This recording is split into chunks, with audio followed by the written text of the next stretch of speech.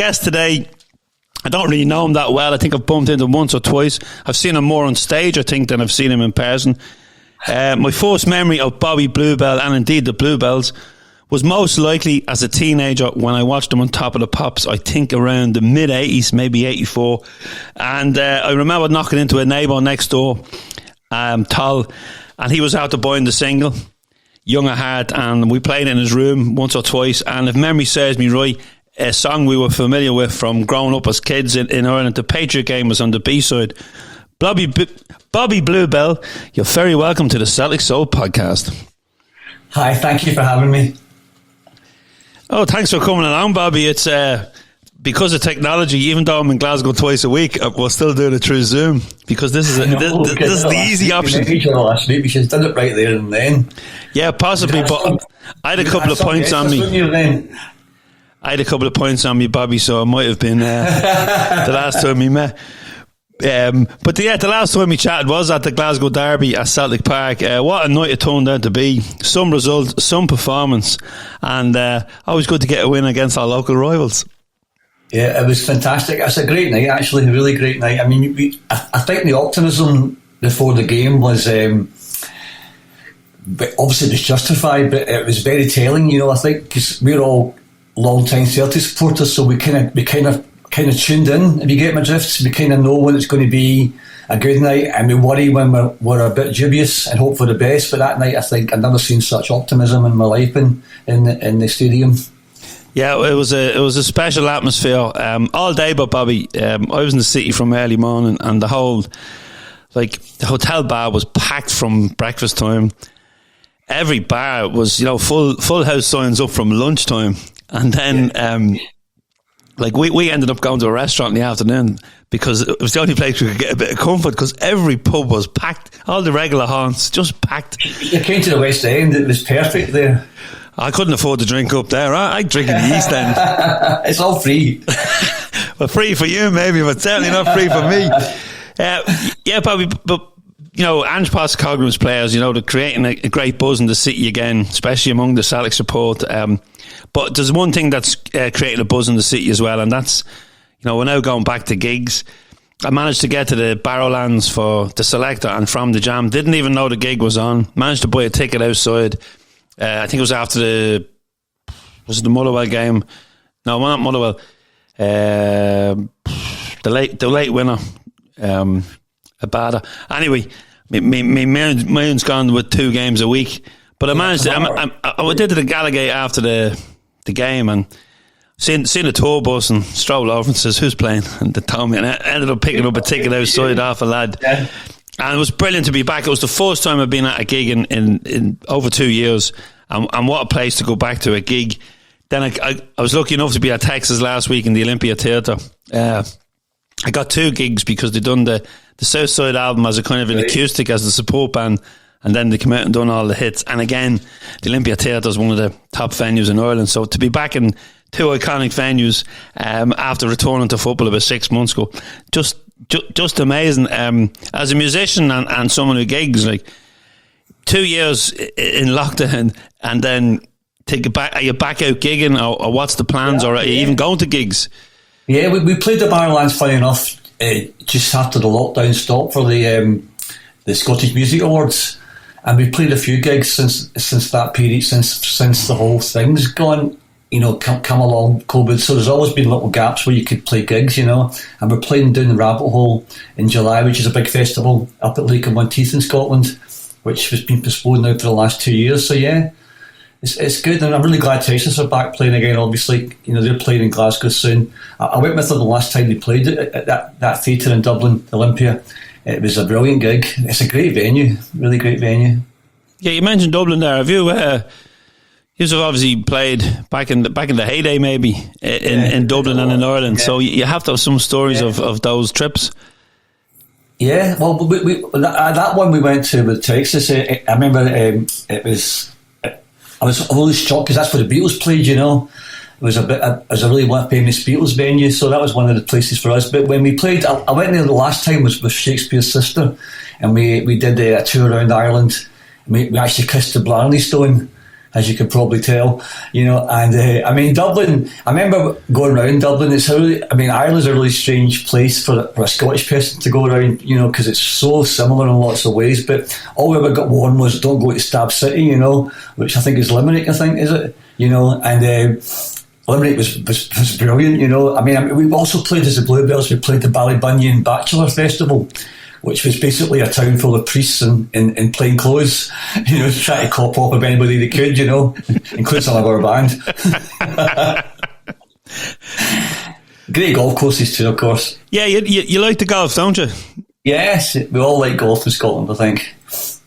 I done the book launch with Paddy McMenamin last week, and Paddy's a massive golf fan, and I had to pull him up because John Fallon's a golf fan, and he was in the audience, and I'm saying, look, we didn't come here to talk about golf, because it's, for me, it's this foreign thing. I can't understand why anyone would walk around a golf course. I was out playing with Frank McAvenny and John Hartson last week. All the football players are obviously mad for golf. A lot of the pop bands, like Johnny played a long time in Texas, and obviously you get people like Lloyd Cole, So I mean, it's a very big thing in Scotland amongst golfers.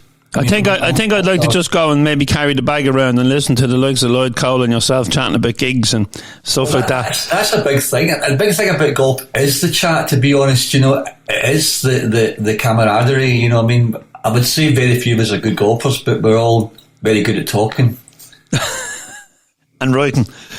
And writing, yeah, well, maybe. And do you see Lloyd Cole much? Because I know you see Johnny from Texas. He's coming over soon. I'm going to try and take him up to Loch Lomond and stuff like that. But he's over soon. He lives in America, so he's his tour's finally been given the okay to go ahead. So he'll be here soon, And Lawrence from the Bluebells, his son's an up and coming, highly tipped golfer. He got to the semi-finals of the British Amateur, Scottish Amateur, I think it was.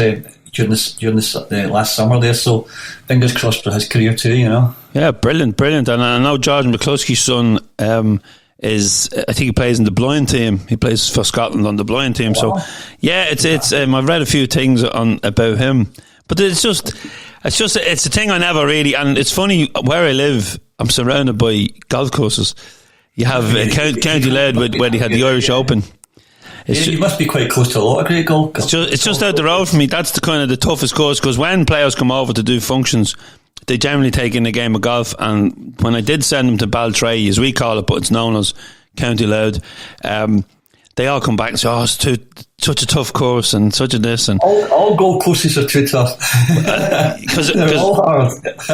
I'm just about 5 miles here to the sea, so there's obviously the links courses around me, the Sea Point as well, and then Bettystown. So, but as I said, a good field you could graze good cattle on them fields, or maybe walk the dog instead of playing golf. Well, it's always the same thing.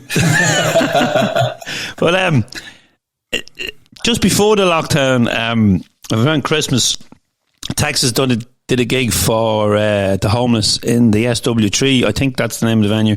And and by the way, my son thanks you for getting him on the guest list to a rave DJ there recently, because usual gang of lads arrive in Glasgow, think they can just buy tickets at the door, and then couldn't get in. But a few text messages went out and you got them in.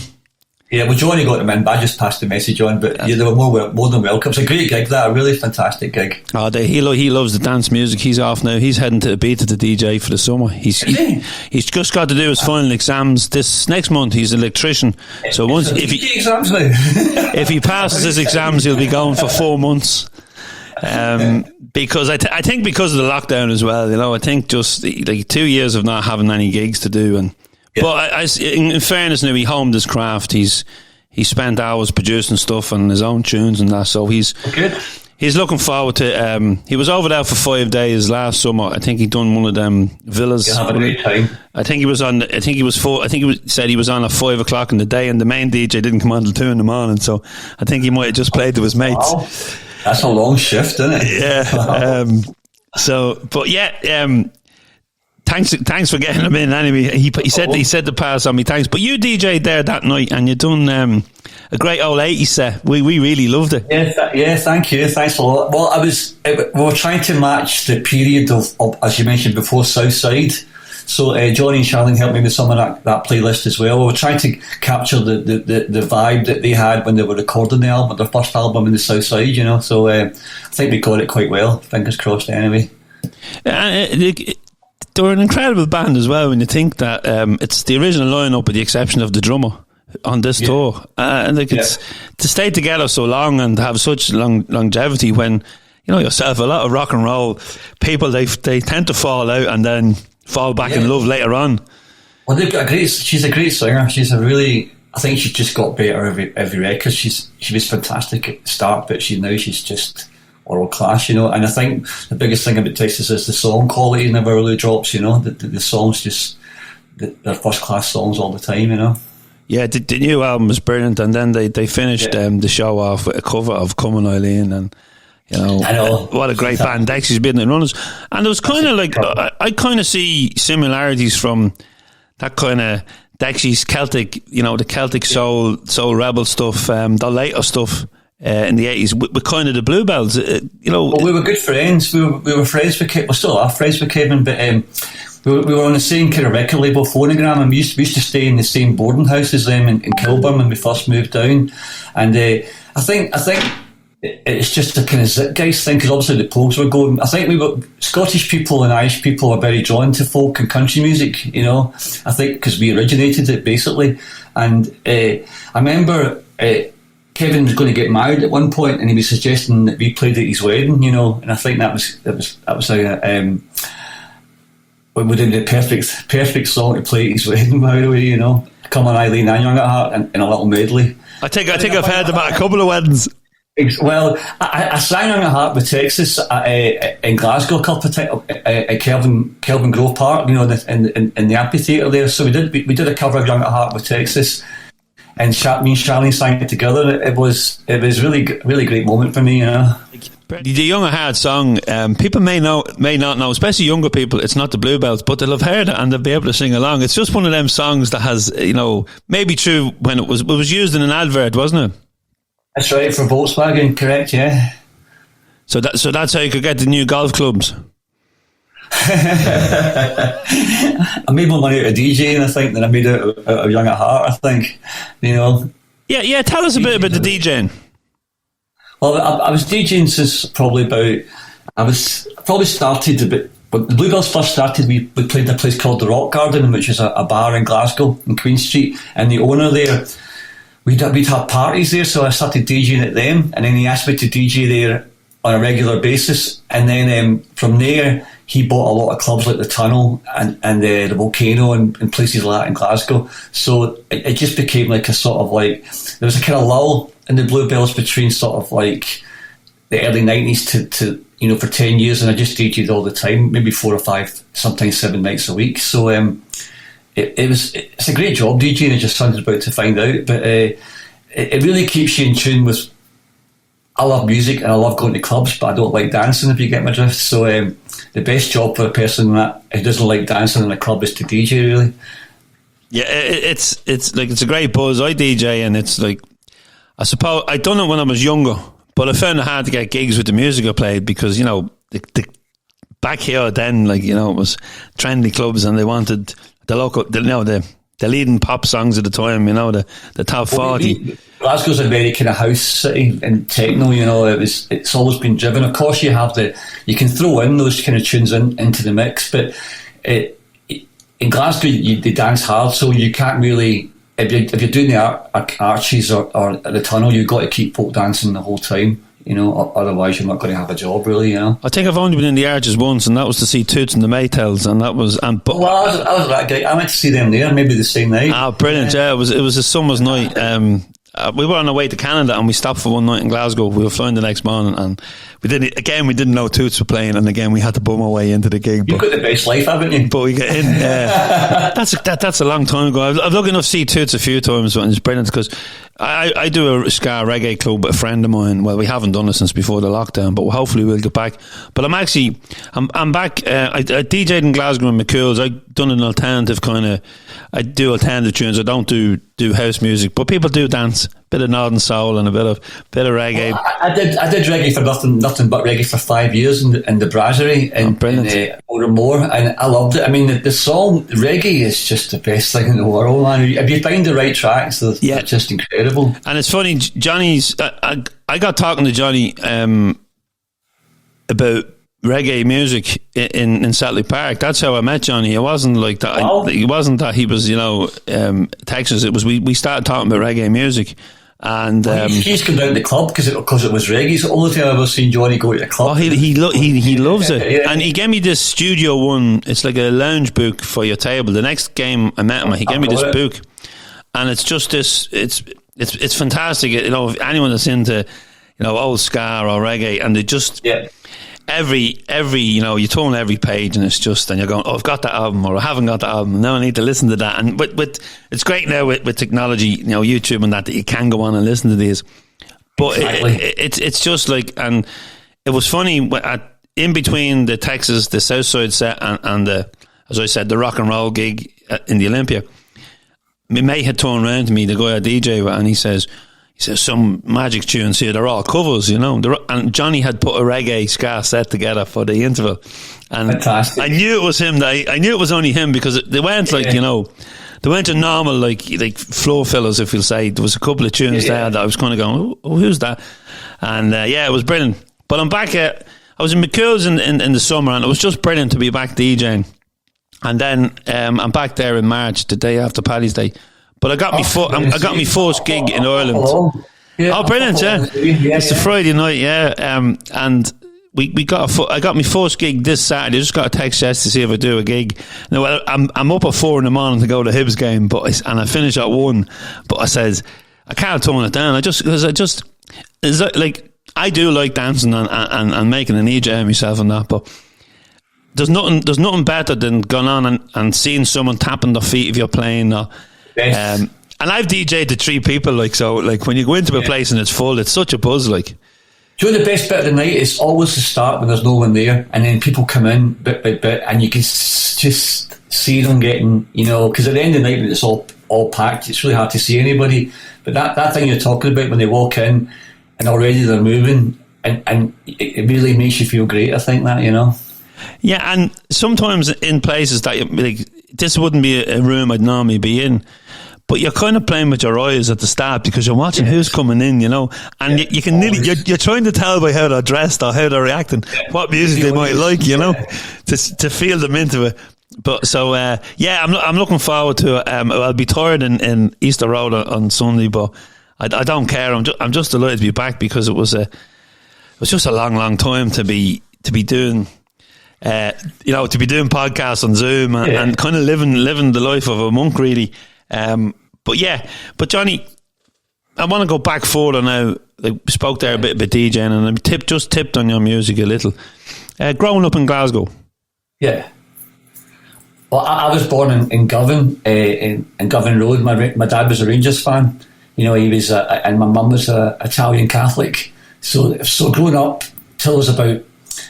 I mean, I wasn't conscious enough about it, but for 4 or 5 years, my dad had quite a tough time. He worked in the shipyards, But in the end, it didn't matter at all. His friends stuck by him, And then we moved up to Craigton, which is just up Helen Street, really close to Ibrox. And my first ever football game was with my dad to see Rangers, And I was about 6 or 7. He told me, and like he said, it was funny. It was a cup game against Hamilton, and I didn't want to leave. He said because. I thought they got awarded the cup. It was only the 3rd round, so we had to be waited in an empty stadium because I wouldn't leave, But I went to a school called Lourdes up on Paisley Road West. So me and my friends, we all started to go to see Celtic about 9 or 10, and there was no problem with my father at all. He was quite happy with all that, When you say there, Bobby, that did he get hassled for being married to a Catholic? Yeah, of course. Yeah. I mean, and then I mean, his family were kind of Northern Irish based, and my dad was a really good guy. I believe his dad's a good guy, but I mean, we never picked up on any of that stuff. It was only years later when I was a lot older that we talked about it, because he wasn't very talkative. He was on night shift all the time in Fairfield, so I never saw him a lot of the time growing up. It was I would go to school, he would come home from work. I come back from school, he would go to work, so it would be like it was like ships that pass in the night, Yeah. But so it's only when he retired from work that we actually really had the conversations that a father and a son would have normally, and it was great. That was a great period for me. Yeah, and you said you went to see Celtic at a young age. Yeah. Like I didn't see Celtic till I was in my late teens because I was attracted by the Irish international players that were playing, the tricolour flying overhead. It was quite appealing to a teenager. Plus, there was also buses going through the town that were picking up to go to Glasgow for games. They weren't picking up for any other club, so it was. Like, I had an older brother that was living in London, and he was going to games and sending me back fanzines and programmes and stuff like that. And he brought me home the history of Celtic one Christmas and a book and a video. So, and that was kind of my stand. But I'm always fascinated, when people are just born into it. Or in your case, you were born into a mixed marriage. An Italian Catholic and a Rangers fan. In Glasgow, it's very common. I'm big friends with Graham from Hipsway, and he's a Rangers fan. But again, mixed family again. I think right. The friendship thing in Glasgow is very underrated between Celtic and Rangers fans. People like to create this image of division. Do you know what I mean? But it's to be honest, right? I've rarely seen it. I know there's fanatics, but I've really been witness to it. I remember when I was 8 years of age, Celtic won the European Cup, and we lived in Naples Road West, and had to come back from the airport, from Albert Cinch Airport, and all the neighbours in my street, Protestant Catholics, Jews and Hindu, everybody were, right, came out and cheered the buses that went along, So unless I've got a false memory, but I didn't feel any of that kind of like animosity back then at all. Even now I've seen it, but really experienced it. Yeah, well, I suppose the rock and roll scene is a mixed scene, always has been, and Glasgow is a melting pot of cultures. Yep. And the club scene, there you go. The club scene, no one knows who you support in the club, You do it dance, Yeah, and it's funny as well with it's no one knows who you support or, what foot they kick or whatever in music. And when the dance scene became big, like in 89, 88, 89, like a lot of the football hooligans who especially down in the south of England, they were, rather than killing each other, they would. Some of them were running the doors at the raves, and others were in hugging each other. They were getting too rich to fight. That was. It's just strange, the way that I suppose music unites and football divides. Well, it's the way it's always been. Even in Ireland, the civil rights marches that start with Protestant and Catholics, it wasn't just like it was. I don't think the word Catholic was particularly mentioned. I know they wanted to vote, but then divisiveness is designed to separate people. Who should be. We should be fighting things more important than that. Britain's becoming a very right wing country. Sorry to get political, but you watch that programme on BBC, The Rise of the Nazis, and you see that was kind of sleptwalked into. People knew it was wrong, but they didn't bother speaking up against it. And we've got a very right-wing cabinet, very right-wing, Priti Patel, Rab, people like that, dangerous people, and the press here is very moribund, is that the right word, where they just seem to accept that that's the state of affairs, there should be really, I'm surprised there's not protest marches and maybe that's just part of the process in Britain, that we just accept it what we're given, Yeah, I think it can be the same in Ireland when it comes to politics and that people just go, oh, well, sure. And Scotland too, yeah. Sure, what about it? Sure, nothing will change, Like they won't change who they vote for because they go, sure, nothing will change. I remember reading a book about the IRA once, and I think it was a guy called Joel Egan or something, Joel Egan, I'm not too sure, but he was saying that it doesn't matter what flag's flying over a country, in the end you'll shop in Tesco and watch Coronation Street, and I thought that was pretty much spot on, And the book launch we did last week was Paddy McMenamin, and Paddy's book is called From Armed Struggle to Academia. And Paddy's 68 now, and he finally got round during the lockdown to write his book. But I'm reading the book at the moment, and he does speak about the civil rights marches, and he speaks about joining. He didn't come from a Republican family, but he joined Na Fianna to protect the area. But his early politics and the split between the official IRA and into the and the prison IRA, it was politics. They believed that working Catholics and working class Protestants, had the same goals and Absolutely. that, and but it turned out then that they didn't, because of the conflict that then raged. But he's so honest, and he even talks about the books he was reading in prison. You mentioned the Patriot Game we did as a B-side. We did that in 1983 because of the Falklands War, and we did it with Dominic Bean, who wrote the original lyrics of the song, and we changed them because he had a bit of a dispute with his brother anyway about the stickies and the promos, right? And so he was trying to make it completely clear in our version what he was singing about, which is what we're mentioning, how people can manipulate youngsters, the young people, into an ideology that maybe, if they really thought about it, was just the same ideology as the person they were fighting, So I think, we got a lot of grief over doing that song, but I'm very proud that we did do that song, and I'm very proud that, as the Bluebells, that we took a stance against the Falklands War, and we've took a stance, even though we're seen as being a kind of twee pop band. We're far from being a twee pop band, if you get me. Just same as Kevin Rowland, and same as most people in pop groups. But there isn't a lack of a message there. Music is a medium that you have to communicate something in your songs. And I think a lot of the songs that are dismissed as being, twee pop songs are not at all. If you really listen to the lyrics and you really studied, and understood what the bands were trying to achieve. I'm talking about people like Depeche Mode and Culture Club. I'm talking about Wham. Who, and of course Paul Weller. Who really knew what side was the right side, and weren't afraid to state that. As they went along.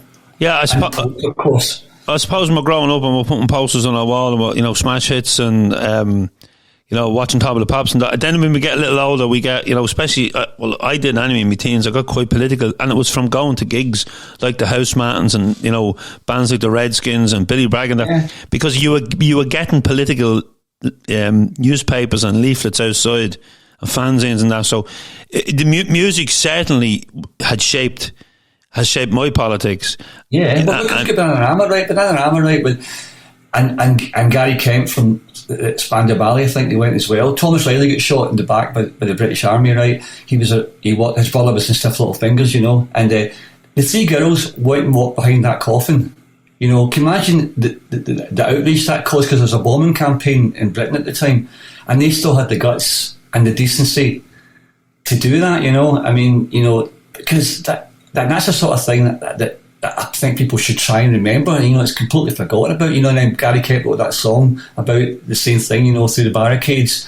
Paul McCartney wrote Give Ireland Back to the Irish. But all these songs are kind of dismissed as being, like I said, trivial pop songs, but they've actually got a lot of meaning, and a lot of guts to do. Yeah, and it's funny you should mention Doco. When he was a Celtic fan, and we've heard about his story from his friends. We've had them at Celtic AM in Glasgow, but we've never recorded them on the podcast. And I met Adrian Digney, who would have been a friend of Doco's, and they had a big banner for him on the anniversary of his death at Celtic Park, and when they hung it, and the Riley family came over, and I met Jim, and I'm actually waiting for Jim now to confirm he's going to come down on the train with Aids when we're going to record him in the studio about his musical career and his brother, and we'll get because please send him my greetings as well. I will indeed. I love Stiff Little Fingers as well. Fantastic band. I think one of my older brothers brought in the first album into the house and the singles and that was kind of it. And I've been lucky enough. I've kept all the records of all my older brothers. Me too. I've got all the. I was the older brother. well, I was the youngest. And the oldest got married, and the other two moved to England. That's all. Yeah, the oldest got married, and then he moved out, and then the other two lads moved to England. So I claimed all the records, and that's a gold mine you've got there. Well, it was great because the oldest lad was a boot boy, so I had all the kind of glam rock stuff. Wow. The next brother was a punk, and then he got into rockabilly, so I had that. and then the next brother was a mod, and I was into ska. So we had, it was a great. I was all those things in one person. Yeah, but it's only when you get older, you put them all into, like when you're young, you're into this music, and you're not into, and exactly. then when you get older, then like you put them all into your DJ set because they're just good tunes. But yeah, so hopefully, Jim, and if Adzo, if you're listening, which you do listen, you need to get them down, because this is knocking on now a couple of weeks now. Yeah, get him on. Yeah, because he'd be a good guest. Now, before we move on to the Bluebells, just any early memories from Celtic? Yeah, well, it's funny because, we were talking about the other day, in fact, the day you were there when we were at the Old Firm game, George Conley always sticks out, for me, maybe because of the story of how, it's quite a pop star story, it's kind of like the flaming comet and then gone, that's very much a, one-hit wonder kind of thing, pop star thing. And even I remember buying books about George Conley and trying to work out why he chucked it, how could you become such a good player and then walk out of it so quickly, but it was a lot deeper than that, but he sticks out. But lots of things I remember things like when we were in the charts and the Jungle was still going, and people singing your name in the Jungle, and feeling like dead chuffed because they played Young at Heart a lot at the start. We did the Celtic 1988 record, the Bluebells and a few other bands. We did the EP for them, we sang all the old songs in a kind of modern way, and I used to play that every half time, So it was always a great feeling. But the biggest thing I remember, and we'll just talk this again, as I say another day, we really miss changing ends, where you would start at whatever goal Celtic were shooting into, you would start there and then walk round, because it's a difficult thing to sit next to the same person for 6 years, or in the same area. I think it's took a lot of the fun of football out of it, if you get my drift, where you're a big gang of guys would go together and meet there. We'll meet you at gate 16, or that gate, and now that's kind of like you're all kind of spread out all over the place, So I hope I noticed what happened with the disasters and Bradford and Hillsborough, but it'd be great if you could get back to standing stadiums again. I just think the atmosphere would be fantastic. And and like you go to Celtic Park and we have the standing section now, which is it's the envy of all clubs. Like everyone would love a standing section. I'd love to see another standing section coming in, maybe in the Jockstein lower, maybe, so that the boys who are up at the back of the Jockstein, the other ultra group, they could come down, because when I went to Turkey, there's probably 3-4 ultra groups in the stadium, and when one stops, the other starts, and it was just it was a terrifying atmosphere, I'd say, for visiting teams. Now we had a few sherbets before the game, so we were okay. We were feeling brave, and we were well caged in. But yeah, it's just, and as you say, you used to be able to stand with your mates or walk around to do the goal, and obviously football has changed a lot. When they had the boys' enclosure, which was a really brilliant idea. When it was £2. Boy, they could do that now at Parkhead. See in front of the director's box in the main stand, that whole area could be, take all the seats out and get young kids in there, man. It would just be phenomenal, and it'd be safe as well, I think, Yeah. Can you imagine, we got young fans. It's funny when you go to Parkhead and all the kids are with their parents. We never went with our parents. I remember being when Andy Walker scored the 2 goals at the Dundee game. I thought I was going to die. It was so busy. When I was older then. I wasn't a kid, but it was the crush was incredible. And I don't even remember winning. I don't remember anything about. I knew we won the league, right, and we did the whole thing. But all I remember was thinking, how are we going to get out? How are we going to get out of this? Because it was that scary. So you have to balance the two things. But at that time, I think Celtic were just filling the ground up with everybody they could get in, and not really telling what, not really sticking to the regulations, Yeah, our supporters club has we've over 120 season books, and the good thing about it is that we've standing tickets. So say, there's a gang of lads going over this week. Well, they'll use them this week. They'll be in the Jockstein Low the next week. So there's different areas in the ground. Like, and if they go over with their partner, or they go over with their kids, they don't want to go in the standing section. So there's options there for them. And I think a lot of supporters clubs, you kind of walk it like that. But I know when Colin was over a couple of weeks ago, like for the gig, they played Motherwell the next day, and it was like, you know, they all wanted standing. Yeah. Section. We're at the stage now. I mean, every time I've been to Parkhead recently, you get your dinner. You mean you're getting drinks brought to you. So I mean, would I want to lose that again? I don't know, right? But I still. And then you go to Hampden, which is probably one of the worst stadiums in the whole world, you know, and you're so far from the action, and it's such a hard place to get to. It's an even worse place to get home from, you know, right? It is football.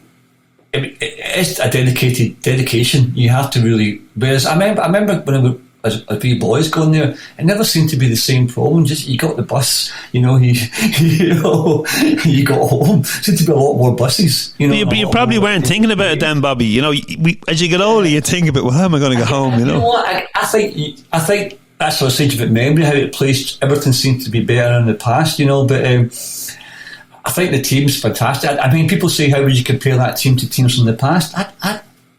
Can you? I mean, do you? Football's changed so much, you know. I mean, I guess I remember, being sold at the fact that Tom Roderick couldn't play 90 minutes, you know, right? He had to take him up every 70 minutes. Now, obviously, he can play 90 minutes, you know, but can he play 90 minutes 3 times a week? You know, that's how football's changed, because it was one game on a Saturday. Every team played at 3 o'clock. I miss that, you know, and then in a national game, you know, it was just that kind of like more space between games. Now you can't keep up. There's probably about 10 games tonight, 10 games tomorrow, you know. I mean, I talk about English games as well, you know. It's a really hard thing there seems to be too much football in a lot of ways. Yeah, before I started going to see Celtic, we've the League of Ireland here, and League of Ireland attendances were big when I was a kid. They're starting to grow again now. I think I was reading an article this week saying that, you know, attendances were up last week because it was the first round of fixtures, because we've a summer league. We play different to Scotland, and that was it. And the only other football we got was the big match of the day. Yeah. And we also got a midweek game, so like midweek sports special and sports night. So we looked forward, and it didn't matter who, because I remember seeing Celtic and Nottingham Forest on sports night. Yeah, you know, highlights. I know I Celtic to me was, it didn't, you know, in the early teens, apart from my brother having, you know, Celtic wrote in a school bag, I didn't really know much about them. So you would look forward to Wednesday night to watch. Yeah, you know, there could be boxing on, it could be, you know. Yeah. And now, you know, every 4 years you look forward to the Olympics. I would have watched the Winter Olympics. I haven't watched the Winter Olympics because it's 24/7 sport now. Yeah, a tyranny of choice, as they call it, and it's absolutely spot on, right? I mean, I've bought one of those things for this year because I had a good bag on. I mean, you just get those ladders, you know, you put the team that got the table or down the table each week, and you would move it, and it's actually brought me focus right in. I mean, to seeing Rangers at the top there for a while, right, and now as you put Celtic, we were 6th at one point, you know, right, to 5th, to 4th, to 3rd. I quite like that whole vibe, you know. I like knowing who the top scorer is. I'll tell you the difference, right, which I've noticed, right, in the pop world, it used to have tops of pops, right, so everybody knew who number one the charts were, right. No one in this country or the world knows who number one the charts are anymore, right. There's no tops of pops. No one knows. There's no goal. There's no European Cup for a young band anymore. You can have a young band like St Glasgow called the Brontes, right, and they're doing really well, right, but they haven't got a top of pops to get on, so all their friends and neighbours and their parents can go, look, that's my daughter, that's my son. And I mean, for a boy, like young boys from Govan and Ken Davis from Boswell, it was a fantastic achievement for us, you know, like, because you felt validated. Your mums and dads would go to the shops and get people patting the back and going, oh, I saw your boy on telly, you know, right? And so the focus has gone from football a little bit too. Like you mentioned, sports scene. Now, the sports scene's on iPlayer now, you know, right? You have to watch it when it's on because you can watch it any time, right? Whereas that focus when everyone wanted to get home, you know, now you get it for radio shows. Everyone rushes out the ground to get in the car, you know, and turn on the radio and hear Chris Boyd saying, you know, 3 stone penalties for Rangers denied, and Rangers Celtic 16 offside goals in that game. You go back because you want to hear the chat and you want to get wound up and you want to have the discourse. Now there's that discourse. If you say to somebody, did you watch the game last night? Oh no, what time was it on? I mean, do you know what I mean? You know, the focus the attention to detail that your whole group of friends had is kind of gone now. I'll watch that when I go home. They say now. Yeah, I have a nephew, Robert, and he's football nut. And I just said to him, how could you? He'll be able to tell you what the game of the day is, or like he's all the stats and German football, and he's one of the very few, because I think there's overkill, because you can sit down on any day and watch football 24/7, And even now, if you put, everyone knew who won the European Cup, right? Stoya Bucharest, right? Like everyone knew. No one knows. I mean, I asked my friend yesterday, we're all big golfers. I asked, it was 4 of us playing, and I asked them who won the British Open last year. Only one of them knew the answer. Yeah, because that's what we're talking about. The focus isn't there anymore. There's too much information. There's too many golfers. I don't mean too many. I mean there's too much to come in. Too many tournaments. European Cup. Who won the European Cup last year? I mean, I'd have to stretch to think to try and remember who won it last year. Was it Chelsea? Yes. Won last year. Yeah. So I mean, but I used to know every European Cup winner. I could tell you them all in order. Right? I could tell you many times who'd won the European Cup. And that I don't know if that's still the case now. I would doubt it. Well, people look up Google now for that. I could name the great Liverpool teams of the 80s, but I couldn't name the Liverpool team now. We all know the Celtic team off by heart. I mean, I know the Wembley team that beat England off by heart. I mean, but that's the things that again you can't even remember. It's a tough one. I remember Andy Walker, obviously saying, in those games, and you remember the Martin O'Neill area in Seville and the whole thing, which was a really great period of football as well. Still paying back the loan. I know. They're coming back. You said it. Football's coming home. but oh no, don't tell me. I remember going to a gig in Finsbury Park in London, Madness. Tusen Maytals, Desmond Deco, Rico Rodriguez, Space and Catatonia. What a brilliant gig it was, right? Yeah. But I didn't know when it was going. It was kind of England's going away. It was. Wow. I think football's coming home. It was that year, right? You sing that song, tell the truth. Everybody was singing it, and in between the bands and that, it was a bizarre gig, because you had a London band, obviously Madness, so they're the headline band. Finsbury Park, outdoors, what a day, sunshine. But then you had 3 Jamaican bands, a Welsh band and a Liverpool band, and from talking to the Liverpool people I know, that a lot of them don't follow the national team. So this was, whoever had done the lineup was going, they weren't really thinking about England football's coming home. Yeah, and it was bizarre, because there was people Z-coiling up the front at Tusen the Maytals, and you're saying, well, what the fuck did you come here for, and outside the football crews, West Ham, and I remember West Ham, and I think it was Chelsea were going at her, and Tottenham were going at her outside the pub, and it was kind of I was saying, it's not like a gig in Ireland where everyone's just there to enjoy themselves, there was just so much going on everywhere, Yeah. So football certainly came home that time anyway, because I was in, and it's funny, I think that I was my stag party. We went to Ayr to a scooter rally, and England played Scotland that day. It was a Saturday, a really sunny day, and England played Scotland that day. So it's not very often I support Scotland, but I was supporting them that day in the pub. Well, thank you. We all support Ireland, by the way, so there you go. Well, we'll be playing each other twice this coming year, so I have a bus over for the game in Glasgow, so we'll have it. We're hoping that it's still alive for both teams. Then it will be. I don't fancy Ukraine away this time, but might not even be on. Might be playing Russia, right, Bobby? But no bad jokes.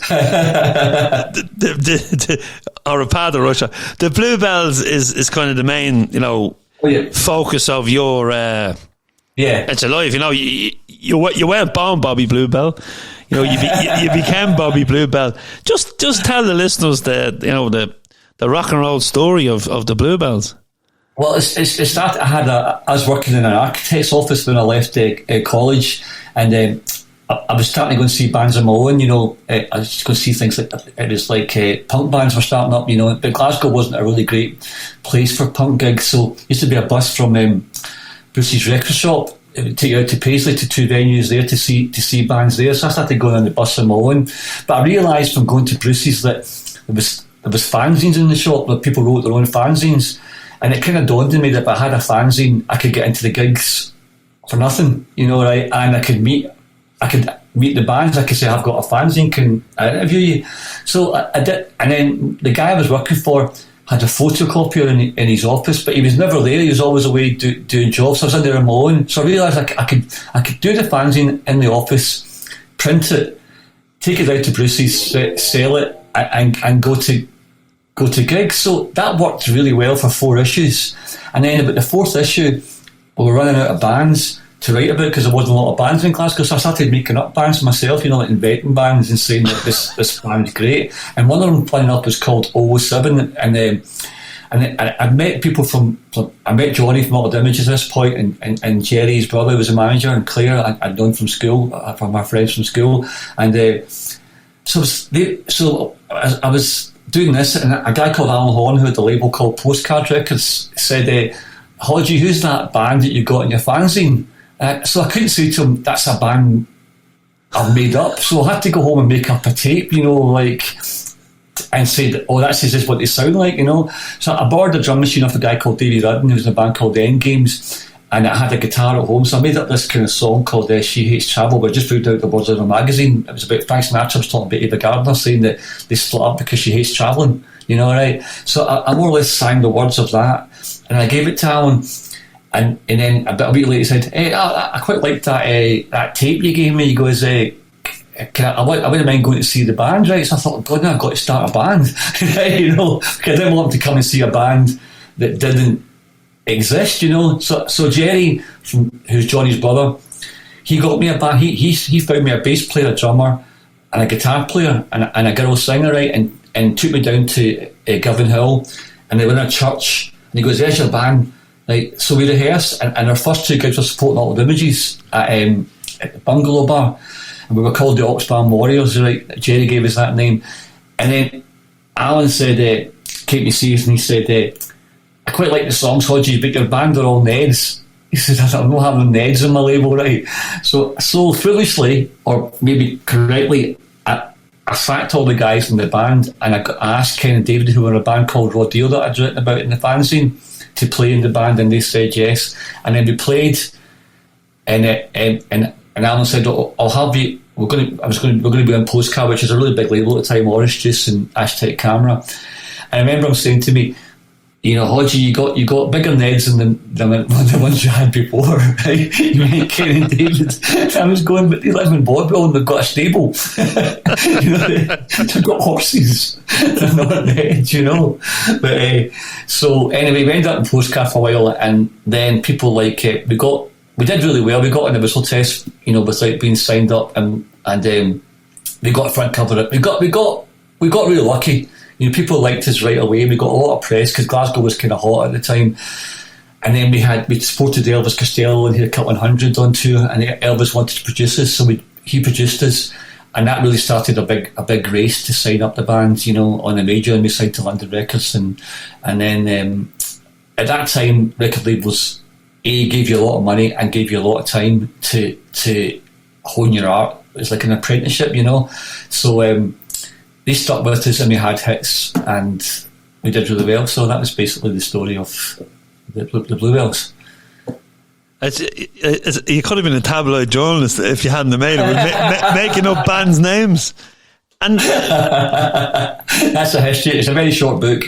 But obviously, when you start a band, Obviously, when you start a band, Bobby, it has to be influenced by somebody. So, like some people are influenced by experience growing up, be it football or whatever, and of course then music influences people as well. So what was the influences in your... The one was Orange Juice. I was a massive Orange Juice fan and a big Auld Images fan, and Ken and David, their band was called Rodeo, and we were all influenced by punk, and then of course for me, but the difference between me and Ken and David was I really liked, I was a bit older, so I liked to put bands like the Velvet Underground and the Birds and Big Star as well, so they hadn't really heard of those bands. I hope I'm correct saying that. But so I brought that influence in, and Ken and David brought in, obviously the folk music, because their father was big friends with Dominic Bean, and they brought in, that kind of harder edge. Ken's a great singer, so and David was a fantastic drummer. So it really, they brought in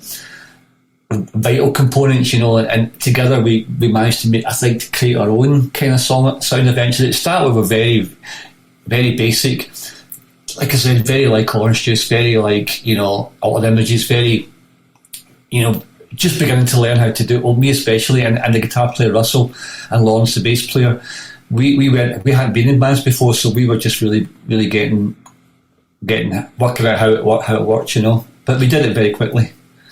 Yeah, because I suppose, like, as I said earlier on, everything was labels, ska, punk, new wave, heavy metal.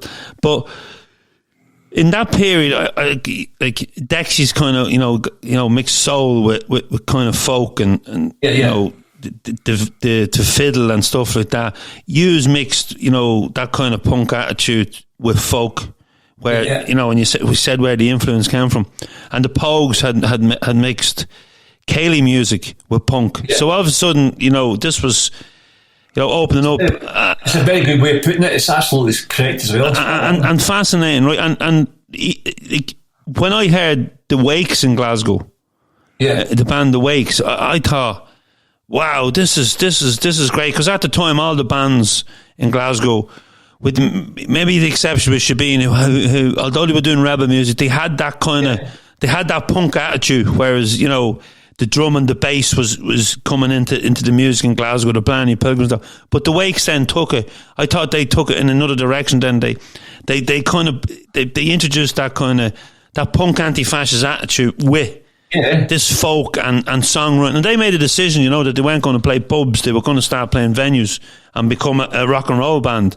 And good for them, eh? And for me, obviously the Pogues were a bigger band than the Wakes, but the Pogues were the London Irish, and we no one ever really called a Glasgow Irish sound. And I think the Wakes are, but it definitely, and maybe unknown to themselves, they've definitely been influenced by Dexys, the Bluebells.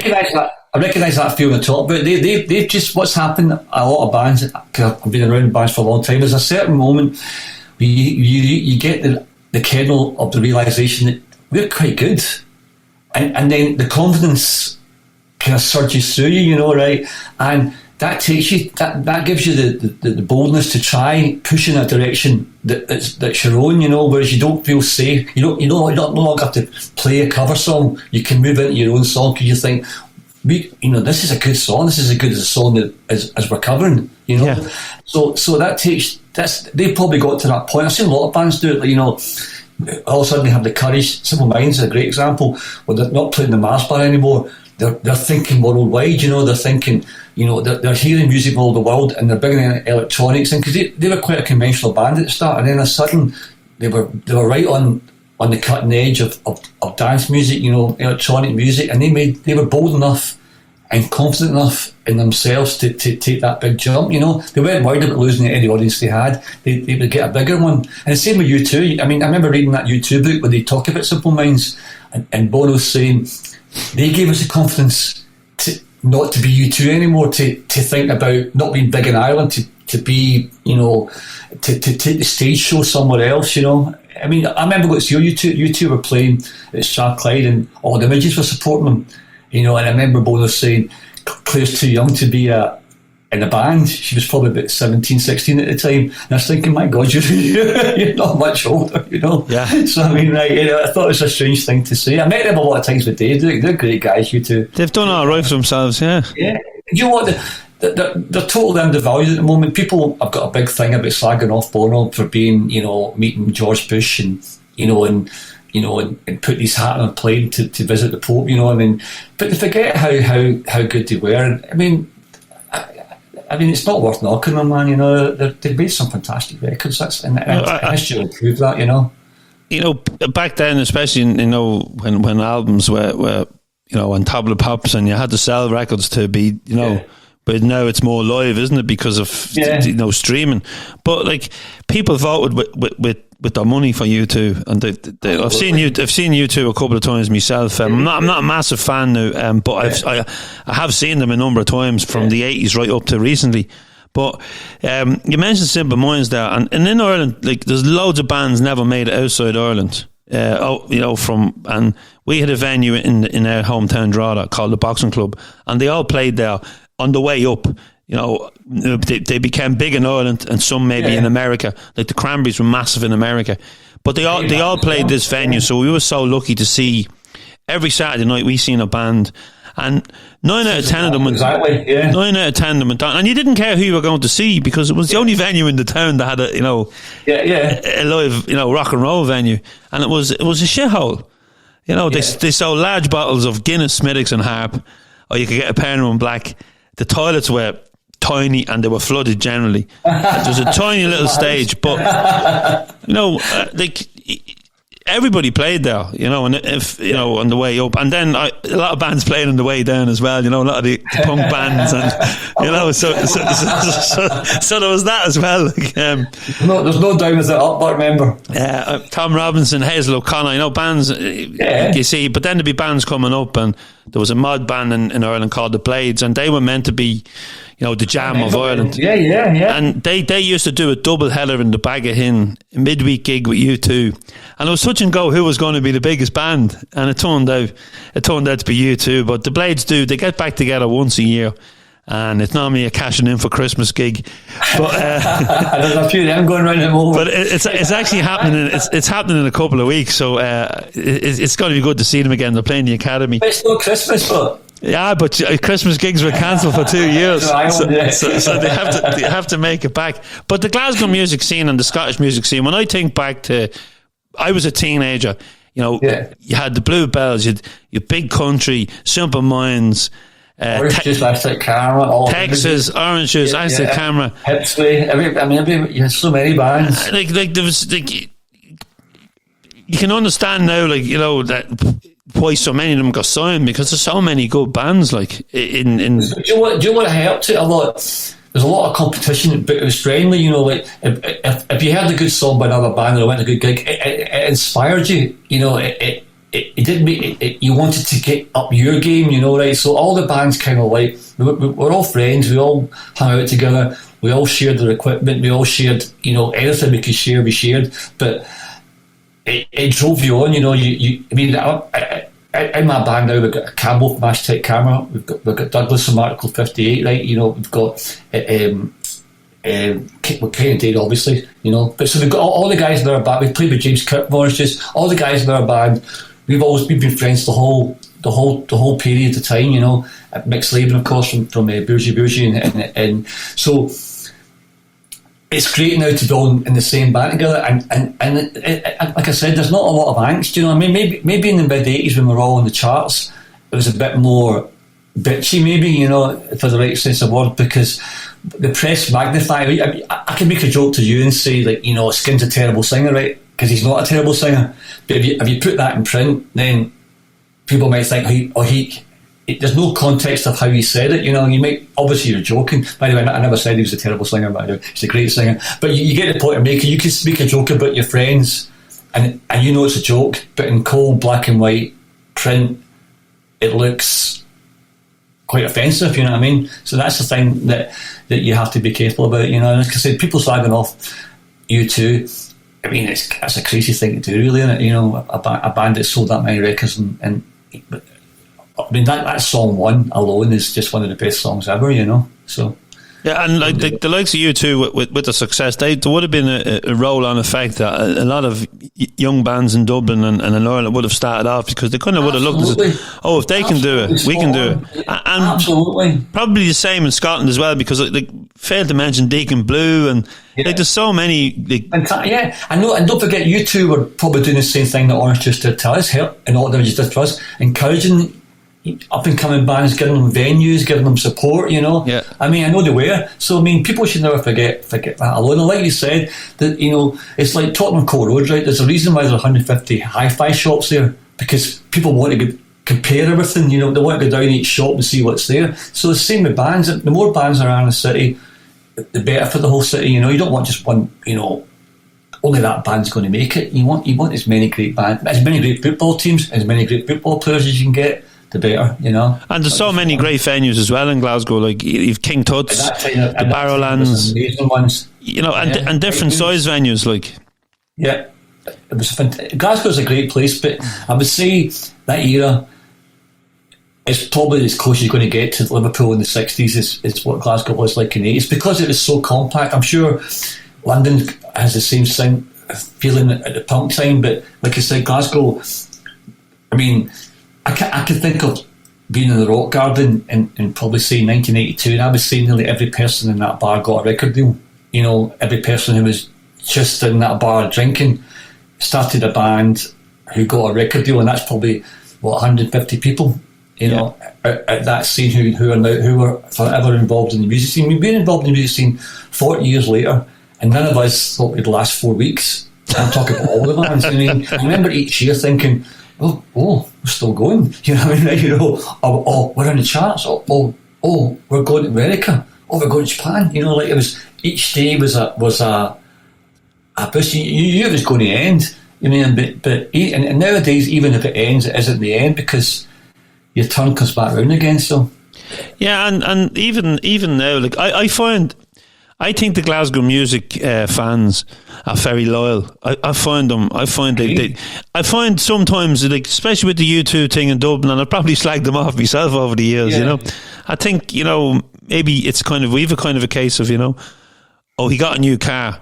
You know, where did he get the money? Like, you know, instead of saying, "Oh, it's a red car, it's lovely." I think we can be a bit. I think we can be a bit like that with music. But I find in Glasgow that, like, I went to see Paolo Nutini in an open air gig in Ireland, and it was brilliant. And it was kind of an olderish group. It wasn't wild, and everyone was, you know, quite conservative, sitting down enjoying the gig, and it was a brilliant lineup. And then I went to see him in Belhouston Park because my wife's a massive fan, and it was bonkers, and it was everyone from 16-year-olds to 60-year-olds, and you know, it was like, you know, he's one of our own.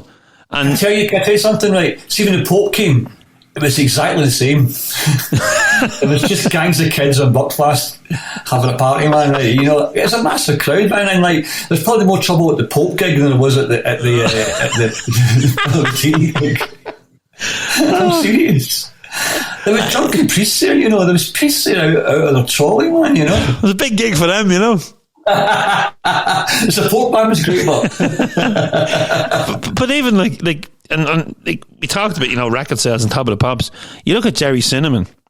You know, Jerry Cinnamon's he's done it on his own, like, without a record label. Like, he's got a band now as well. He's got a really great band as well. Like, and he's crossed music genres. Because, like, my son goes to these festivals and I say, who did you see? And he might mention one band, and he's been in a dance tent for 3 days. Yeah. Then he comes home and sleeps for a week. Yeah. But he said, I went to see Jerry Cinnamon. He said he was brilliant, like, you know.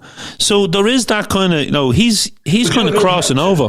You got those GBX mixes of Jerry Cinnamon. That really helped, you know, George Bowie.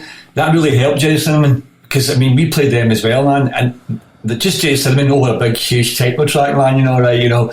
But those kids love it, man, you know, bits and pieces, all those songs. I play them sometimes when I was, you know, going through that period originally, you know.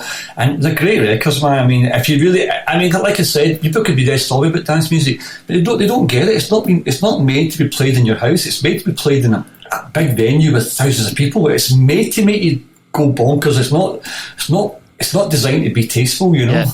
And that SW3 gig, I've seen the videos, and the light show even, you know. Yeah. The light show was amazing, like, and it was great. I forget who we played the next day, but anyway, maybe it was Dundee United, but we were in the hotel, like, that evening after the game, and they were just constantly talking about the gig, you know, the light show. So it's kind of like, and then again, it's back to Glasgow, like, embrace the dance scene. It seems to embrace all music scenes. It does, and the same people. It's funny. We've got a great club in Glasgow called Optimo, right? And Optimo is like a musical education for a DJ and for a guy in a band. So my favourite bit of Optimo in the sub club was to go in right at the very start, because my girlfriend worked here. But the music they played at the start was phenomenal, you know. And they'd work up to the mad dance, you know, like the sub bass would kick in and you'd feel sick, right? But the music, the tracks that I found, discovered in Optimo, they discovered them and I heard them. I treasure those tracks to this day, man. You know, like and they became a big influence on the songs that I wrote. You know, so that's going to the club scene. Same with Texas and Johnny. I mean, I know it's the same thing for him. Same for Skin and Hipsway, because we go out, you know, and we absorb. I mean, even though we're older now, we still go to those places. You know, we're the oldest person in the club, you know. So, but you're still learning about music, you know, and maybe that's the sort of thing that maybe that people should, you know. Bobby Gillespie, another great example, you know.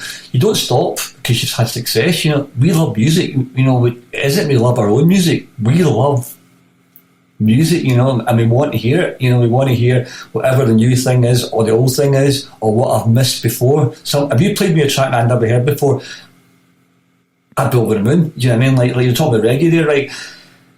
I'm one of those guys. I think I know every single reggae tune in the world, right? It's impossible, isn't it? Yeah, you know, unbelievable to discover, you know. And that's like Andy Weatherall's another fantastic example of that. You know, Andy Weatherall put on the first Bluebells gig in London, you know, and years later, you know, he's probably 17, 18 at the time, you know, right? But you stay friends, and then to watch him progress. Obviously, sadly he's gone now, but he never stopped listening to records for 1 minute. And he would play anything if he liked it. He didn't care if it was U2 or Gilbert O'Sullivan.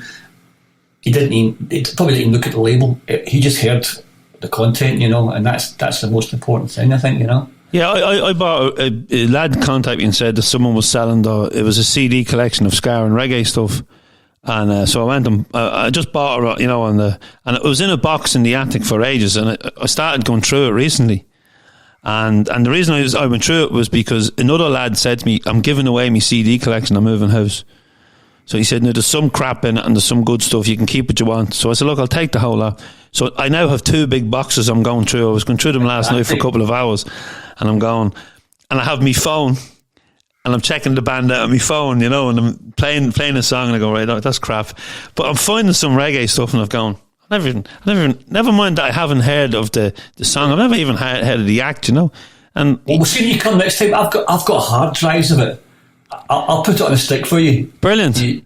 Stuff you will never believe, man. Honest to God, man. You know, magic. Really incredible. I mean, Barry Lee, Legionnaires and stuff. I mean, right back to the start of it, and just, I mean, Jackie Mittoo and all that. Jackie Mittoo, brilliant. Shocked how fantastic that man, you know. I'm looking forward to that now. Baz will be getting excited when he's listening. And to find big enough hard drive to put it on for you. You mentioned you started a fanzine to get into gigs. I started a fanzine in 1989. There was an underground ska scene in the late 80s, around the same time as Acid House, and there was a crossover as well. And there was a local band, and Leslie died during the COVID, the singer Trenchtown, and they were kind of like a punk ska band. And I always said if they had to be an American, they would have been. They were kind of pre-Rancid, but you know, Rancid sounded like them rather than them sounding like Rancid. They took their influence from like Stiff Little Fingers, the Ruts, the two-tone movement, and kind of mixed it in with, you know. There's No Doubt. Remember No Doubt? They were a ska band at the start. Yeah, you know? That's true. And actually, there was 3 of their CDs in the box. Oh, right, there you go. She's really good. But so they used to play in the boxing club as a support band for us, and then because they had a big local following, and I just wanted to be involved, and I couldn't play an instrument and I couldn't sing. So I could sing, but I was more suited for a punk band. Yeah. And that's why I started the fanzine. And I always remember I went down to the local resource centre and I said, look, I couldn't even type. I got people to type bits, and I'd cut pictures out of magazines and that, you know. And I do pictures of ours. I'd Laura Lagan on the front. It was Pritt Stitt on the front, and in marker I had wrote Rare and Rude, issue 1, 50p, and I printed 50 copies. And I says, right, well, if I go to 10 pubs and I sell 5 in each pub before the gig, well, that's me money. I'll get enough money to go to the gig then and get a few beers. And it just goes to show, you know, with the internet now and the way people, you know, get their news now.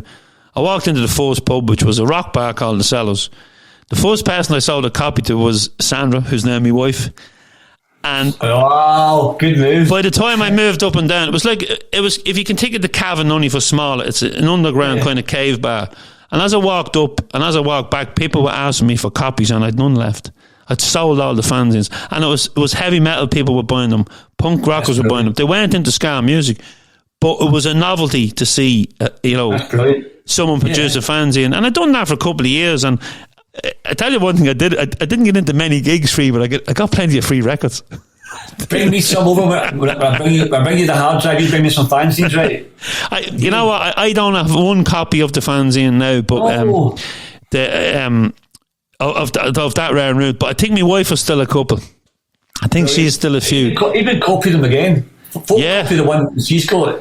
Just that, it definitely wouldn't win the Booker Prize Award. You would have fanzine actually. But yeah, look, we spoke about the Glasgow scene, your formative years, the Bluebells, the talent that's coming through now, and it's great to hear you talking about the dance scene as well, because that might bring a few of the younger listeners in. My daughter goes out clubbing all the time now. She's 21, and like, it's funny. I remember when my daughter was probably about 11, and she was playing this song with the Doors, right? And I came in and goes, "Oh, that's the Doors," and she goes, "How do you know about them?" I just go, "Well, it's a famous band." And I goes to the singer's dead. He died in 1968. And she goes, "What do you mean he's dead?" She had no concept. Oh, and I think that's a great thing about today, right? None of these kids have any idea of the timeline. They don't care. They don't look at. They don't have any slaves. They don't care. They press the button.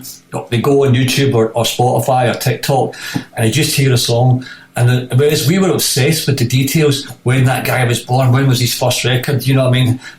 When was his the whole? We studied music. Nowadays, it's just I like that song, and that, I think that's kind of great as well in its own way. They don't care about who's in the band. Yeah, and as a visitor to Glasgow on a regular basis, from my start going to Glasgow, it's a massive football town. Massive football is everything to most people in Glasgow. It's a massive music town because there's great venues. Yeah. And even you can see some of the pub singers in the pubs and that, and you go to a gig, you'll enjoy it, but you go to some of the pubs and the music and entertainment may not be, top of the pops, but some of the characters you'll meet in now, it is a city full of, character. Dublin, I mean, Dublin is an adventure town too. I mean, I know it changed a bit, but the last time I was there, I thought it was very different, But again, we were going there in the 80s. That changed a lot then. I had DJed in a few places. That guy had that big Ron McCullough built a club in Dublin. The guy's father was the president, I think, at the time of Ireland. What's his name again? I can't remember the guy's name, but it was a really, really brilliant state-of-the-art nightclub, Was it the Tripod? I think it was a big broken glass wall. At the end, it was all broken glass. The design, plush place. I mean, we used to go to that place, Lily's Bordel, a lot as well. Aye, that was quite famous. Your girl was in there all the time. The girl from that band, she was in there all the time, man. It was a great place, man. It's a really great place. Yeah, we kind of take the Dublin for granted because we live in a kind of a town 30-40 miles away, and we have our own little scene. But we do, generally you have to go to Dublin to see the bigger bands, or Drada's really. I always say Drada's a weekend town. But it was called The Point, wasn't it? The Point, was that the big venue? The Point is the big venue. Yeah, I think it's called the O2 now, or the Tree Arena, or. And we went to see Leonard Cohen playing in the Parkway. That was a brilliant gig as well. That's right. He played in Kilmainham, up in Kilmainham, didn't he? Besides Kilmainham Jail, actually, that's another place full of history in Dublin. But that's what I see Glasgow as. I see it as a place of football, music, full of characters, right? But you're from there. What is Glasgow to you? Well, I've lived in Glasgow my whole life. I had about 3 or 4 years in London. Was basically my only time I didn't live here. I mean, I've been lucky to be all over the world. It's funny because, I think everyone who comes to Glasgow is shocked at how good it is. I mean, we've got a Batgirl filming here at the moment, so you've got all your actors here, right? I think they'll be shocked at how Glasgow's got a really bad reputation. I don't know why. It's been violent or dirty or all these things that's thrown at Scotland. We're always the worst. Never the best. But I mean, Glasgow's a fantastic place to live. And then, as you mentioned, all those bands you mentioned, the football teams, the stuff that's come out of Scotland and Ireland, it is phenomenal, and England, of course, as well, right? But Glasgow never seems to get the what would you say, the kudos. Edinburgh's more pretty, London's bigger and more wealthy, Ireland's got a better crack, but yourself, and you come over here, right? Have you ever seen any trouble, once in a blue moon, but it's... No comment. No comment. But despite the danger, it's a really fantastic place to live, right? And I think what we've all got from Glasgow, I know there's rich people and poor people in Glasgow, but I think there's not really a class structure in Glasgow where people mingle everywhere. Maybe I'm wrong, but I think that's definitely a socialist thing. And I think Glasgow, despite what you might hear in the press, is a very socialist country. I know people keep saying, "Oh, Glasgow's really conservative," or "Scotland is really conservative," and we should stay in the union and blah blah blah. I mean, this and that, and it's all grouse hunters and guys in tweeds. It's not. It's just Glasgow's Scotland. I would say around the world is known as being socialist. James Connolly, the whole Keir Hardie thing that began here. Right? We had people in the Politburo in the Soviet, government in Glasgow. Right? I mean, Scottish people went to Ireland, as you well know. English people too, Roger Casement. And the American Revolution, full of Scottish people. So I mean, it's not we don't accept things. We try. I think we're very creative and progressive thinking country, right? And I'm always upset when I see that rubbished in the press, say, or TV by people who are also Scottish, where it seems like they feel obliged to run it down. I mean, independence or non-independence, fair enough. Personally, I'm pro-independence, right? I'm pro-United Ireland. I'm not afraid to say, but I'm definitely 100% pro-socialist, right? I mean, I think Britain could be the country I hoped it could be, and then it wouldn't be a case for independence, There wouldn't have been an Irish Home Rule movement, that people aren't stupid, they don't want these things because they want a flag or a national anthem, or they want these things because they want their life to get better, and 68 countries in the world have independence days from Britain. Right? It's not like Britain's doing something right. It's Britain should be doing something right. That's the problem. That's the thing you want that we all want to happen. Oh, I've got political. That's no problem. With football and with music, one thing that unites us all. It's either the team we follow or the band we go to see or the DJ we go to see. And both football and gigs, there's no class structure there. You can go to a game of football and everybody's the same, whether they're on the dole or they're a millionaire. Yeah. They share the same passion for the team. Yeah. They kick every ball, and they go to a gig. It doesn't matter how much money you have, you can still dance. Yeah. But aren't you dead proud of Celtic how they began? Like what they began. Just think about it. How old are we now as a club? Over a century old, right? When we began to feed starving children, and here we are in 2022, and we're struggling to feed starving children. So you tell me what's changed, in that time, right? Nothing's changed. The most food banks in the modern world are in Britain, right? I mean, people we rely on charity for lifeboats, rely on charity for cancer. Other governments take our tax money and spend it on that, right? They don't have charity. They have well-run countries that take care of people who are. We strive in this country to reward the entrepreneur, right? Or the richer you are, the more rewards you get, right? And the harder you struggle, and the harder your life is, or the tougher your body, your body's broken down, or if you've got some sort of like disability or mental disability, the more you're abandoned, right? And any government any government I aspire to have would think, let's help those people. That's the ones we should be helping, not people living in squalor, right?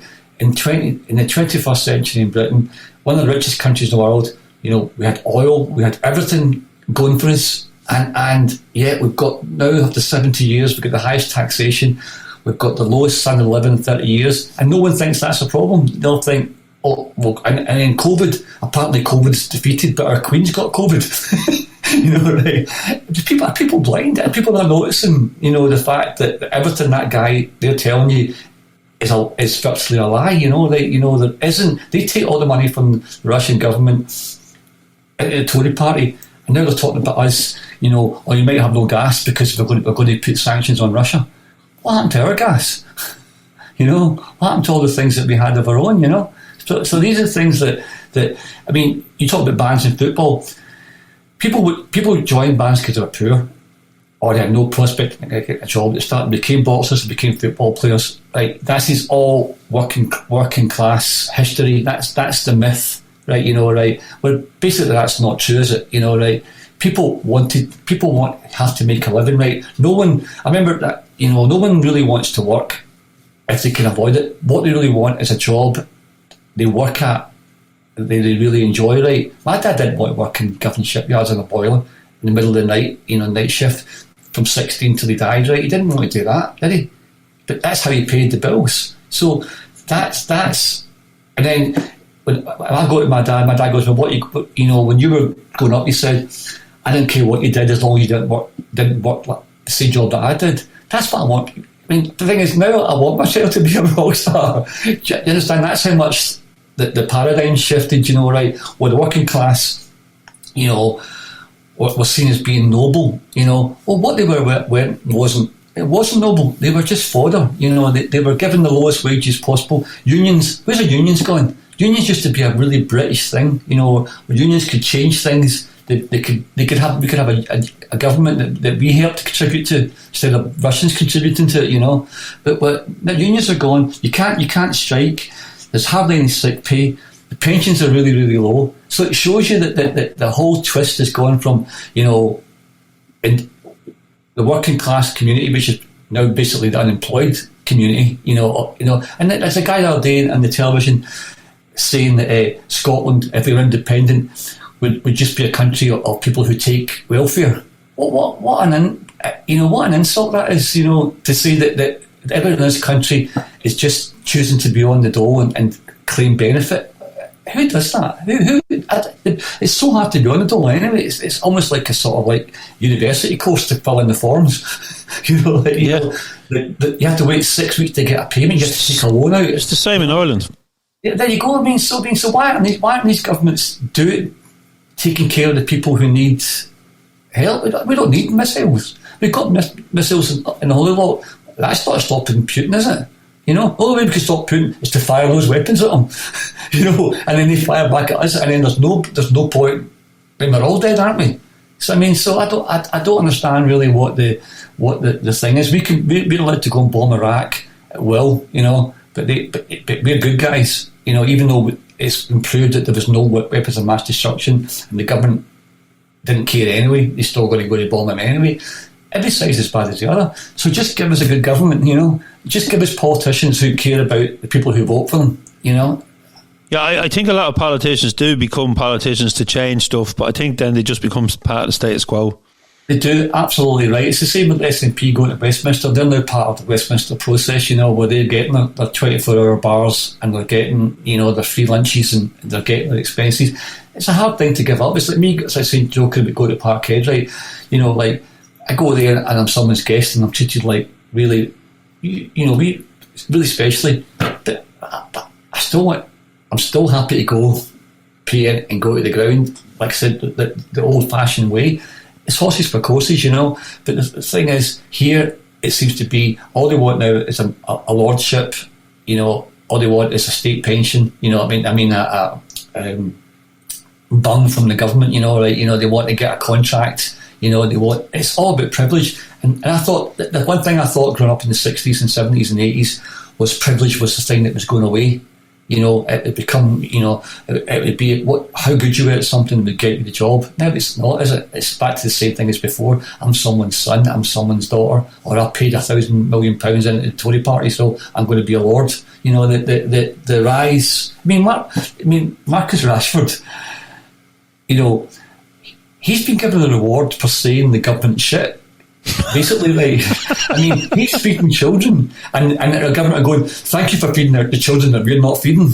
Yeah, Do you understand what I'm saying? It's almost like, you know, a surreal satire. You know, right? You know, let's reward these people who are doing the food banks because we can't be because it saves us doing them. You know, just. I know, you know, I know we're smiling here, but like it's so true. And Bobby, just before we finish, do you think that the music and the lyrics, you know, that you grew up with, because I certainly do, they're so relevant now as they were back in the 80s? Absolutely spot on. I mean, and the thing is, that's the classic greatness of music and poetry and plays and films, right? Someone every week is capturing the moment exactly right, nailing it, writing it down, filming it, like I said, right? And every time you hear it, you realise that's exactly the situation that I'm in. You know, I remember when I was growing up, right, there was a great song by Gilbert Sullivan called We Will, right, you know, and the lyric was, in the morning we'll all go downstairs and eat our cornflakes, right? You know, he's an Irish guy, by the way, Gilbert Sullivan. If you ever get a chance to listen to that song, every lyric in it is everyone's life. If I ever think of my childhood, that song always takes me there, right? You know, we don't do it anymore, do we? You don't wake up in the morning, sit down, have breakfast together, your dad goes to work. What families does that happen in? I would say very few, right? You know, you don't sit around and watch, you know, a film together anymore. If kids are on their phones or iPads, or you're on your headphones, or you're on Netflix, you know. But the beauty of that song and the family life it describes is, it's like, say, I don't know, like a Van Gogh painting, you know. It's a moment in time that will always resonate for me, you know. And like you said, there's probably a million songs. That's why I love music. That just, I mean, it's like a Velvet Underground song that I can't stop singing at the moment, right? And the line is, I've come to hate my body, right, you know, right? And as you get older, that's the one thing, every time it's your body, your brain stays sharp, your body's giving up on you, man, right, you know, and it can be the smallest thing, you know, and I always, every time I think of that song's into my head, you know, I've come to hate my body and all that it requires of me, you know, and I'm thinking, wow, was he going through that at the same pace? And then you realise, no, it's about a woman who's, about a guy who's changing into a woman, you know, physically getting the operations, you know, and I'm thinking, well, beautiful, you know, what a lyricist, you know. But it's, when you talk about lyrics, and when I said, do you think the songs are, you know, still relevant now? And we both agreed they are.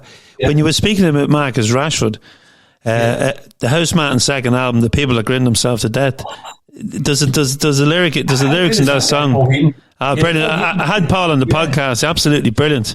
I think we spoke for 2 or 3 hours. He was just amazing. The perfect socialist pop star songwriter. Yeah. He's like, I hate Paul Weller's another one. Obviously, Shane MacGowan's another one. Edwin Collins is another one, who just capture exactly what it is like to be alive in Britain at that moment in time, man. You know? And it's funny, he's living now, when you mention Marcus Rashford, Paul's living in Manchester. He now lives in Manchester. And when he wrote that album, you know, and that song, it says, even when the kids were starving, they all thought the Queen was charming. You know, and it's just the Marcus Rashford. It's like someone says, it's like a comedy sketch. You know, Marcus Rashford's out feeding the kids, and then the Queen someone says to the Queen, you need to give him an award because he's doing the government's job. You know, it's just, you know, invite him to a garden party to thank him, you know, and give him cakes and scones, you know, right? And it is crazy. The garden party costs more than it would cost to feed the kids. Do you know what I mean? You know, it's that mentalness that Britain's. I mean, other countries have got it too. Don't get me wrong, right, mate? But Britain seems to have no plan in place. I would say for the next 100 years, there's no plan in place to Keir Starmer is almost exactly the same as Boris Johnson when you come right down. You know, there's no plan in place where they think the system is wrong, right? And the system is obviously wrong, right? I mean, if you're talking about Celtic, right? Celtic form in Glasgow to feed children who are starving. That's a football club starting, you know, to raise money, right? And here we are in 2022. A football player is raising money to feed starving children. Where's the progression? None. There's no progression. No, it's just the same old, you know. And then we the people like football players and people in bands like us, we're the ones that create a diversion that make people take their minds off the shit life. So maybe we're complicit in it all as well, you know, because there is no. I mean, I'm using the words. Look behind you. You get that Tom Robinson symbol behind you, from up against the wall, right? You know, and the whole Tom Robinson ethos. Another great writer, another great socialist. You know, where people in the 70s, 60s, 80s, I would say 90s, realised that something was going badly wrong. Now there's a kind of like, you know, acceptance of it. Things are going wrong, but there's nothing they can do about it. That seems to be the general malaise, doesn't it? Everyone knows that guy's a bad one, you know, right? But we can't do anything about it. You know, that's it. That's just going with it. And then, like as you were saying, maybe Ireland's exactly the same thing, you know. Yeah, like I'm not even going to go into a debate on Irish politics now, because that's the whole other episode, Bobby. Bobby, we've covered some amount of ground, and it's funny. I love having people who've lived a life in bands on, because we've get Bobby on. Bobby'd be great on this. Yeah, I'd love to have him on. We did reach out now, but he didn't come back to us. Right. Like when Paul Heaton was on, Paul was probably the first non-Celtic fan we had on, if I think so. We through the podcast, it's given a platform. People thought, you know, this is going to be a bit Celtic, but it's actually not. It's people who share our values, because we've had the Devon and Walkers on when they were on strike. You know, we've done a Maradona tribute from someone who grew up in Napoli, but now lives in Glasgow, which was great because it was easy to get. And we've had, you know, politicians, pop stars, but the Paul Heaton one is probably our most listened to. And one of the other ones that was we got a huge listenership was Peter Hooton from The Farm, who was in Hillsborough, and you know, and like someone, like, and it's always great to hear people's stories, because I always find that people who sit down and write lyrics and, you know, play in bands, you know, to write decent lyrics, you have to be aware of what's going on around you. And sometimes I interview footballers, and football is their life. You know, they were working class, they became footballers, and they made money, and then so they didn't really. Whereas I find with some of the bands, people that were in bands, or you know, even like. Like when we had Paddy McMenamin on, we got a great listenership for that, because Paddy was a prisoner in the cages, and he had something to tell, you know, and how he progressed himself in education at 50. I'd like to, his book too. His book is brilliant, Bobby. I started, and it's one of them ones, and Alan Thompson's just arrived in the post today. Thomas sent me one, and I'm going, you're going to have to wait, Tom, because this book is Paddy's book. He was at the game the other day. I seen that, yeah. I seen him below, yeah. I'm in contact with Tom regularly. I'm in Glasgow a lot as well, man. He was crazy, man. He lived right in the West End as well, man. You know, good fun. He's a good one. Not, you know, he does. What was he singing? What's his karaoke thing? I've been in karaoke with him. I forget what he sings. I think it's Blue Jeans or something. You know, New Diamond. Yeah, I think so. Yeah, Jeans. I think that's his party piece. But listen, Bobby, it's been brilliant talking. Thank you so much for taking time out to chat to me. As I said, listeners, if you like what Bobby's talked about, check out Peter Hooton and Paul Heaton and the likes on the podcast. Thank you so much for letting us into your Celtic Soul, and we'll catch up soon in Glasgow, and I look forward to seeing the Bluebells for the first time live on stage. And let me know when you're coming. I'll give you that hard drive of the reggae stuff. I look forward to that. If you see Johnny give it to him, he'll give it to Mikey, because I meet Mikey at most games. I will do, but I won't see Joy's on tour for a long time now, so I'll be hard to see him, now, I think he's back in March, but if I see him before, I'll give it to him for you, for sure. Okay. No problem. We'll hook up Anime Bobby. As I said, thank you so much for letting us into your Celtic Soul. Folks, thanks very much for listening and the continued support of the fanzine and the podcast. If you want more information on us, visit celticfanzine.com, where you can become a member, subscribe, buy a fanzine or a t-shirt or some of our merchandise, and you can donate for the price of a pint, because we do not go behind a Patreon wall and all our content is free. So the journey continues on Sunday when we take on Hibs at Easter Road. Hopefully I'll bump into one or two of our listeners in the city on the day. So from me and Bobby, enjoy the weekend and keep the faith. Thank you so much. Bye now.